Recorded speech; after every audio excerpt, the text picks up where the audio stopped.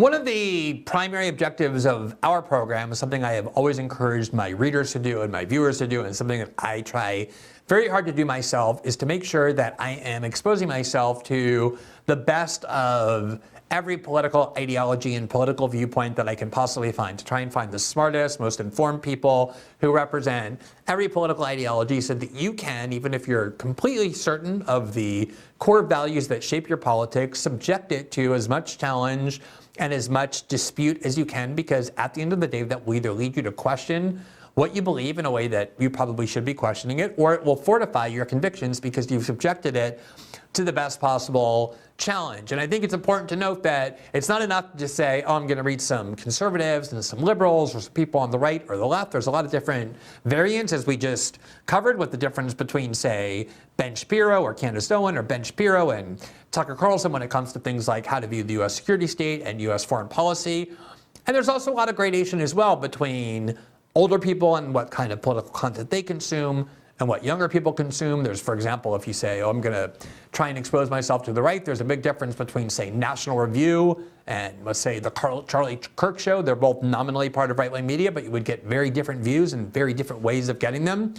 One of the programs that I most like to watch, that is a program that is increasingly popular among young online leftists, is a YouTube show called The Vanguard. I've talked about it before. I've been on their show several times. It is hosted by two very smart and very entertaining and very well-informed, thoughtful people. And one of them, Gavin Charles, who is a co-host of The Vanguard, is with us tonight in order to talk about this somewhat tawdry and creepy scandal that has emerged within this subculture of online left liberal political streaming. And we want to spend a lot more time talking about what this subculture is and what it kind of says about how young Americans are getting their news and forming communities than on the top and then on the scandal itself. But we do have to spend a little bit of time on that. Gavin has done a lot of great reporting on it. And we are delighted to welcome you, Gavin, to your debut episode appearance, which I hope won't be your last, on System Updates. Nice to see you. Well, thank you so much, Glenn. Really appreciate the intro. And yeah, it's great to be here. This is a perfect topic to have me on to unpack. I think we've spent a lot of time in the trenches of online lefty discourse and done a lot of videos and debates with Vosh himself, one of the people we're going to be discussing tonight. So yeah, once again, thank you so much for the invite, Glenn. It's great to be here. Yeah, so let me just give you kind of my background. I've been aware, for a while of this kind of left liberal streaming, which I kind of differentiate even from, say, a show like yours, where you go on the air, you go on a few times a week. I don't know exactly how long your show are, but I think you have like a 2.5 hour live stream, and then you have kind of segments where people consume it in 15 or 20-minute segments on YouTube. To me, these kind of left liberal streamers are different because one of the things that kind of shocked me, and I became familiar mostly with Destiny because over the past few months I debated him twice, once as part of a group and then as part of a one-on-one, is that these people spend 7, 8, 10 hours literally every single day streaming about every single part of their life. They have a very significant audience, mostly I think of young people who nominally share their politics. And I want to talk about that culture, that subculture, and how it kind of is evolving and what its characteristics are.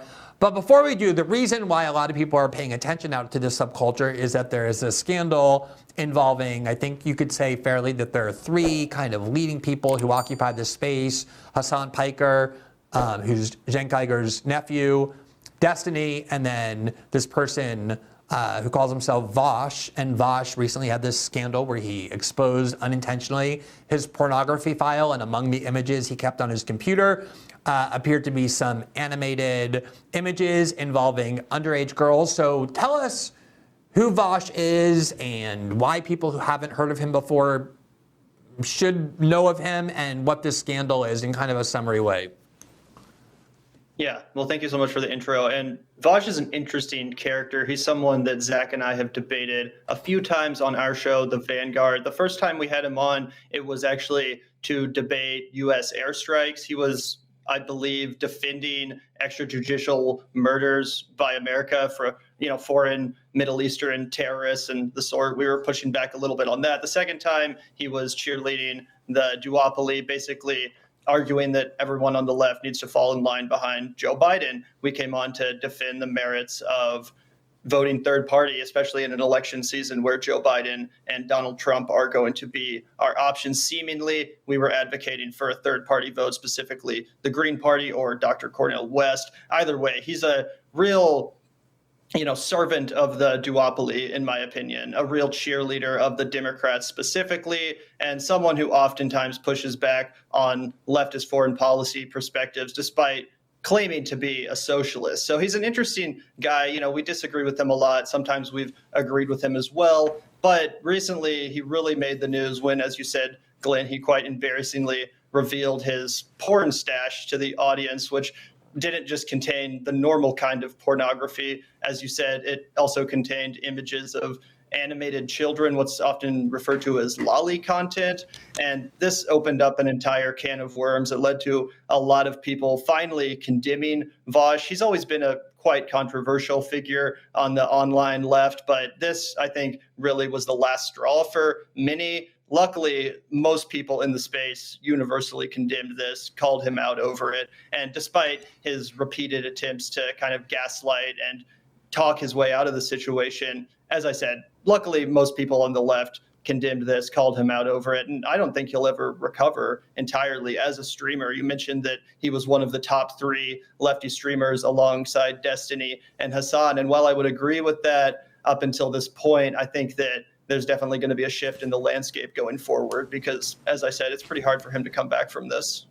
For sure. And as I said, people who want to really follow the gruesome details of exactly what happened here, of how he tried to defend himself, can go and find a lot of people talking about this online. People have written about it. Just to give a kind of visual component to what we're discussing, here is a screenshot from Voss's channel that he called the context video, where he sort of tried to defend himself from these allegations and these concerns. As I mentioned before, one of the things that, I think is so notable is that there's the political ethos of these streamers. Usually I think it's fair to say that historically in the United States, say for the last 100 years, younger people have tended to be more radical, have pursued a more radical politics. That's true both on the left and I think you can even say on the right. It's certainly since the 60s and the 70s, where left-wing politics started coalescing around opposition to the Vietnam War, drove the incumbent president Lyndon Johnson out of the presidency by making it possible for him to be renominated by refusing to support him because of opposition to the Vietnam War. There hasn't been this sense of supporting the establishment in young leftist politics. It's been this more outsider, anti-establishment, against the system sort of ethos to politics. And although you have, I guess, a kind of political gradation among this streaming community, I would say Hassan Piker is probably more to the left. And then you have Vaush, who is kind of identifies as a socialist, but certainly supports almost everything Biden does. I mean, he was an opponent of the war in Israel, but a big supporter of the NATO war in Ukraine, and in general actually organizes to get people canvassing for Democratic Party voters and for Joe Biden. And then Destiny is just a pure Democratic partisan hack. And even Hassan, the most left-wing of them, at the end of the day, will usually tell his audience, his young audience, go vote for the Democratic candidate. Even when it's somebody like Gavin Newsom in a very blue state of California, he usually ends up, kind of devoting himself to the Democratic Party. I'm curious, as somebody who is part of that generation that these kinds of communities target, and as someone who is not by any means a servant of the Democratic Party, in fact, as you just said, you've often advocated abstaining from voting for Democrats or voting for third parties.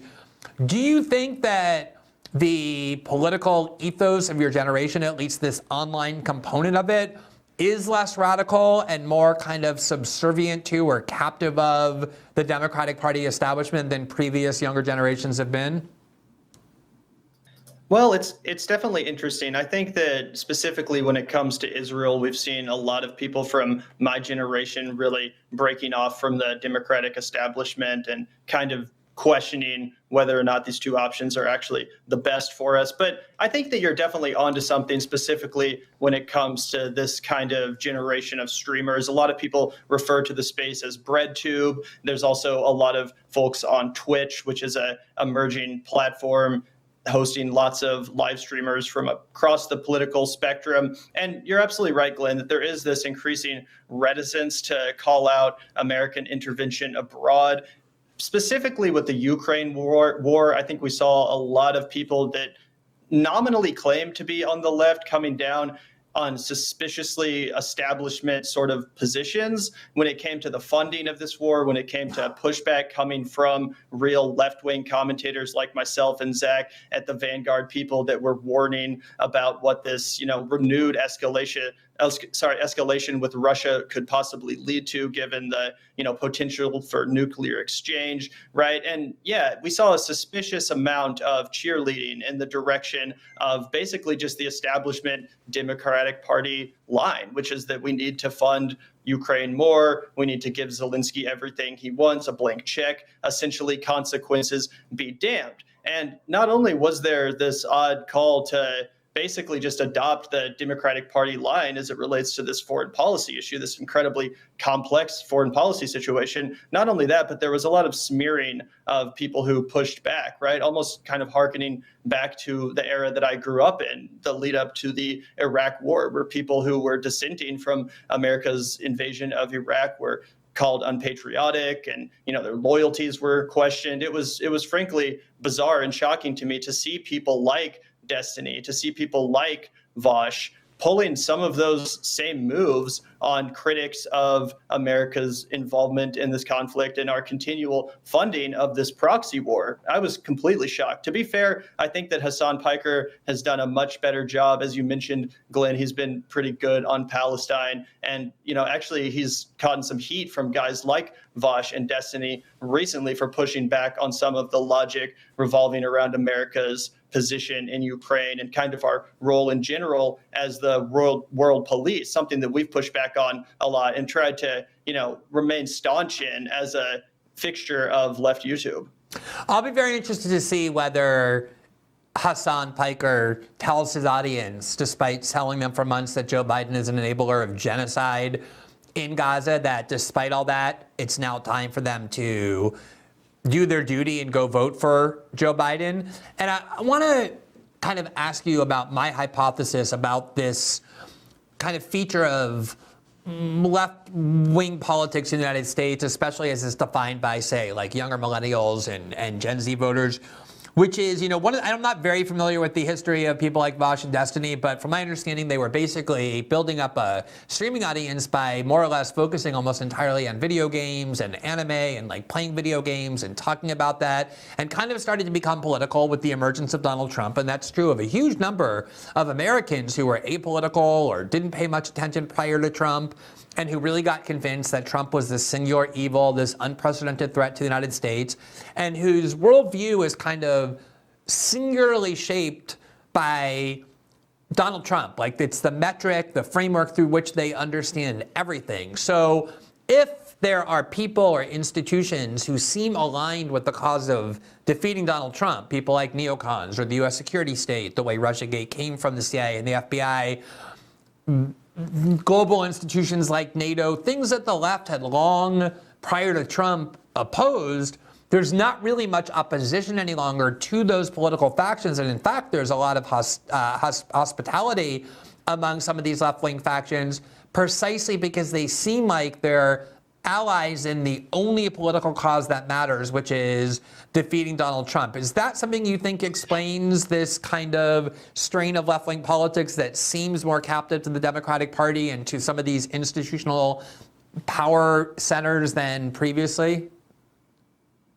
I think that definitely has something to do with it. I feel like most of the streamers we're talking about kind of got involved in politics more because of Bernie Sanders and the potential that he represented for the left, rather as sort of, a space to talk about Donald Trump. That certainly came later. But when we're talking about people like Destiny, Hassan, and Vosh, I would say that their content focused more originally on Bernie and his movement. Of course, when that fizzled out, they had to go in other directions. And yeah, of course, Trump has dominated so much of American discourse on the left and right that it's pretty inescapable to talk about him. And you're right that it does give people an easy excuse to basically just propagandize on behalf of the Democratic Party and lead their audience back to that position over and over again. And, to be fair, in my own opinion, I think that there's some level of fairness, behind that argument. I'm definitely not a supporter of Donald Trump's, but you're right. We do see an increasing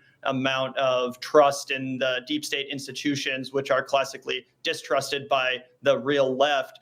So yeah, I do think that's probably part of the reason why we've seen these trends occur, and part of the reason why we see a lot of these prominent voices on the left, such as Destiny, just siding with the institutions of power, with the deep state. I think Destiny specifically is probably the main one that you're spot on about, Glenn, and his just total fealty to the deep state and the establishment. I mean, he won't entertain any skepticism of the CIA or the FBI, for example. So yeah, I think that's probably part of it. Yeah, and there's a lot of polling data that shows that people who just identify as left liberals, people on the left, people who are liberals, adherents to the Democratic Party, just have a much higher opinion of the CIA, the FBI, the Justice Department, prosecutors, foreign policy, NATO, the Pentagon than any kind of left-wing politics over generations previously had. You just see it in polling data, among other things. One of the reasons I wanted to talk to you about this kind of streaming culture as something that seems to me to be a little different is,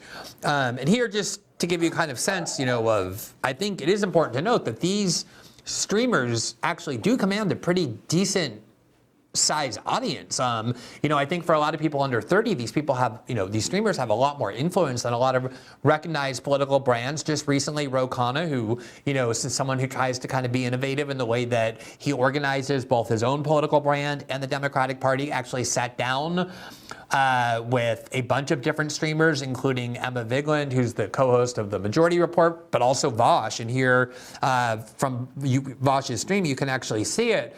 And one of the things that really got me interested, as I said, was kind of looking a little bit more at what this subculture was as a result of my debating Destiny. And here, I don't think you can see it, Gavin, but here's just the last 4 days. It's not like I picked some unusual or unrepresentative sector. These are just the last 4 days. Every single day, Destiny has streamed. He streams every single day.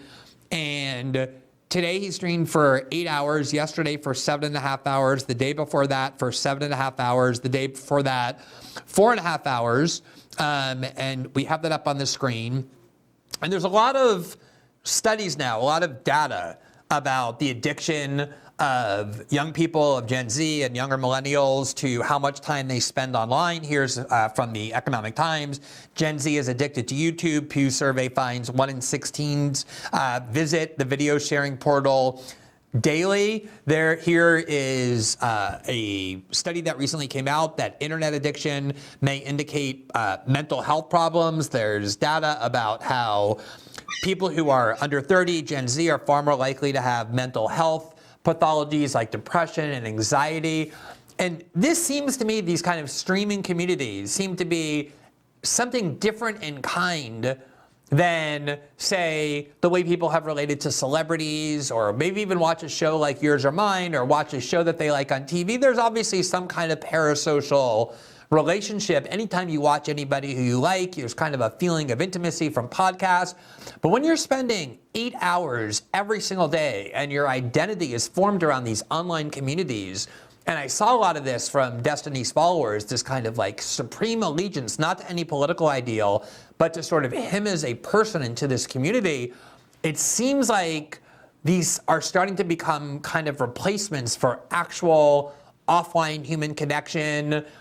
Johann Hari has written several books about these mental health problems in younger people and the role that the internet plays, and he kind of analogizes the way in which people who seek friendship and communion and community, all things we need as human beings as social animals, the way people get that online, it's kind of like the same thing, the difference between, say, pornography and actual sex with somebody you love. Like, pornography is kind of a facsimile of sex, but it denies you a lot of the real connection. Same with online communities and friendships versus actual offline activities and the way it forces you to interact. Do you think that is a real problem for people of your age, the dependency on the internet? And are these streaming communities as kind of unhealthy as they seem to me, as somebody who is not their target audience, but who has begun kind of paying more attention to them over the last year or so?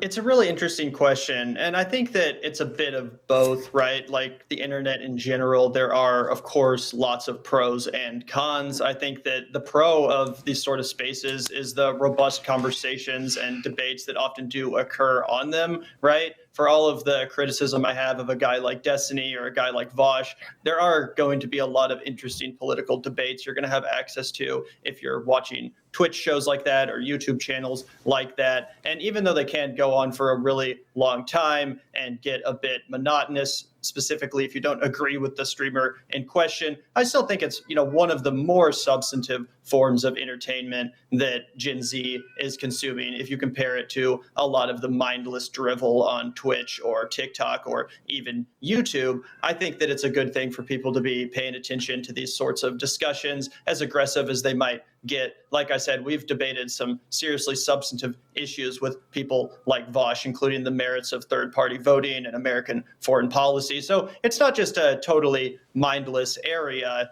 But as I said, for every pro, there is definitely cons. And even though I think the probably vast majority of people who tune in to someone like Destiny or Hassan, I think the vast majority of them are normal people who are just consuming the content in sort of clip form, or they'll jump into the live stream for 30 minutes to an hour and kind of watch it as they might System Update or the Vanguard. Obviously, you're going to get the people who also just, their life begins and ends there. And that's when the bizarre parasocial relationships begin to develop, something that we saw specifically with the Vosh controversy that we mentioned at the beginning of this conversation, with him accidentally exposing the problematic, containment of his, or rather what was contained within his porn folder. And all of a sudden there's all these channels and all of these kind of orbiters and Vosh super fans out there defending him and gaslighting the rest of us, those of us who had the obvious and normal reaction to what was in Vosh's folder, right? And it's like, why would you be doing that? Why would you be devoting your time to defending such a bizarre aspect of this man who you don't know this person's life, right? And that's where the parasocial stuff kicks in. That's where we get the people who just obsess over this and devote their whole life to becoming defenders of, like I said, people they don't even know.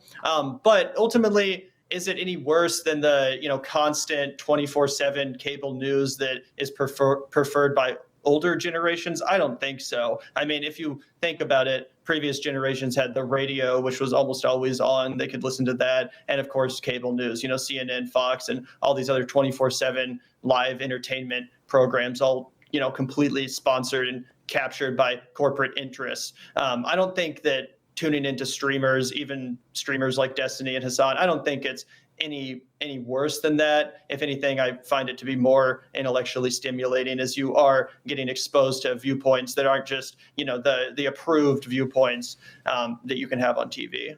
Yeah, I mean, I totally agree with a lot of what you said. I think if you're spending time engaged in political debate, and obviously one of the reasons I decided to debate Destiny was because I know he has a political audience that I wouldn't be able to reach, and I thought I wanted them to at least be exposed to those kinds of things, and I've heard Vosh doing the same thing. But honestly, like, one of the things that kind of shocked me is when I began paying attention to Destiny, it was, I guess, right around the time when he was divorcing his wife, and I bring that up only because so much of his stream, while I was watching it to try and get a sense of what this community was, ended up being things like him actually just litigating his divorce, like, for hours online, like showing text from his wife and like messages, like deeply personal and intimate things. And, like the scandal with Vosh too didn't just come out of nowhere. It kind of like is something that he has talked about a lot, his like obsession with a certain kind of pornography that is involving like anime drawings of animals and things like that. And it did just, and I guess like the reason I don't, in part it's not really abstract to me, right? Like, I'm raising teenagers. I'm very aware of like the dangers of just letting your kids stay online all day. And I also know there's this dynamic where everyone in an older generation looks at whatever is new of younger people and always kind of looks at it with a lot of skepticism and just like, oh, what are these kids doing? These things seem very unhealthy. And I'm very aware of that dynamic and trying to avoid it. At the same time, there is this data about this kind of explosion of mental health pathologies among people who are younger with all kinds of disorders that seem to me to be coming from somewhere. Like they have to have some kind of a source. And if you look at the way in which the world changed and the way in which people's lives are lived, the main difference seems to me is that people who are born into a world in which the internet is the primary means by which we interact with one another and form relationships with one another and form communities with one another has to be having some kind of an impact on our mental health. So I don't mean to like paint with too broad of a brush or suggest that there's nothing positive or healthy in these communities. But you know, we're putting on this graph now that says over the last 2 weeks, how often have you been bothered by the following problems? Feeling nervous, anxious, or on edge, feeling down, depressed, or hopeless, thought that you would be better off dead, or thought of hurting yourself in some way. And by far, people who are in Gen Z and younger millennials have a much higher incidence of self-reporting these kinds of mental health pathologies. I'm just wondering what you make of that, and the extent to which, and I don't just mean now to single out these specific streaming communities, but just the over-reliance on online activity in lieu of meaningful interpersonal connection and the role that it might be playing in this kind of mental health crisis. Oh, yeah, I can certainly speak to that. I mean, as a member of Gen Z who's terminally online myself, I think that I even can notice a lot of the mental health effects that come with the territory of just being as terminally online as I am, not only because it's something I've always enjoyed, you know, consuming this sort of political content and just being online a lot, but also now that I have to constantly be focusing on everything newsworthy for my job, you know, it can definitely weigh you down, and you can start to just exist in this online echo chamber or bubble where all the news is bad news and everyone is constantly doom and gloom. And, you know, it can be refreshing just to go outside and be like, yeah, if it wasn't for the online debates I'm embroiled in and the news cycles I'm paying such close attention to, you know, everything seems fine out here. The people are happy, the sun is shining, life is going on as usual, right? But if you spend all day inside just doom scrolling Twitter or, you know, watching YouTube videos or live streams, it can, you know, result in this distorted view of the world, that everything is constantly falling apart, that we're only 5 minutes from, you know, complete climate disaster or nuclear annihilation or whatever the media is talking about or fear mongering about, sometimes justly, right? These are important things to be focused on. But when you hyperfixate on things and obsess on them and all you're hearing about is negativity, then I think that can absolutely result in a very distorted worldview that also, of course, comes with just the obvious unhealthy parts of being inside all day, you know, the lack of vitamin D, the lack of all this sort of interpersonal communication and relationship that you're talking about that has largely been replaced by podcasts. So yeah, I think it's a huge problem, Glenn. It's a huge problem. And as much as I enjoy the online spaces and the sorts of conversations like the one we're having right now, which are made possible by the internet, I think there's definitely a lot of cons as well. You know, I'm really glad to have grown up right before the internet and cell phones just totally took over, right? Smartphones didn't really hit the mainstream until I was in about 8th or 9th grade. So while the internet has always been, you know, part of my life to some extent, I am really grateful that I had those early developmental years where I wasn't just constantly absorbed into a cell phone screen or into a TikTok feed or, you know, just digesting what the algorithm is recommending to me 24/7. I think it's incredibly unhealthy. And I'm really, you know, not looking forward to seeing the long-term consequences down the line, specifically for this generation, with how much they're absorbed into the interwebs. Thanks for watching this clip from System Update, our live show that airs every Monday through Friday at 7 p.m. Eastern, exclusively on Rumble. You can catch the full nightly shows live or view the backlog of episodes for free on our Rumble page. You can also find full episodes the morning after they air across all major podcasting platforms, including Spotify and Apple. All the information you need is linked below. We hope to see you there.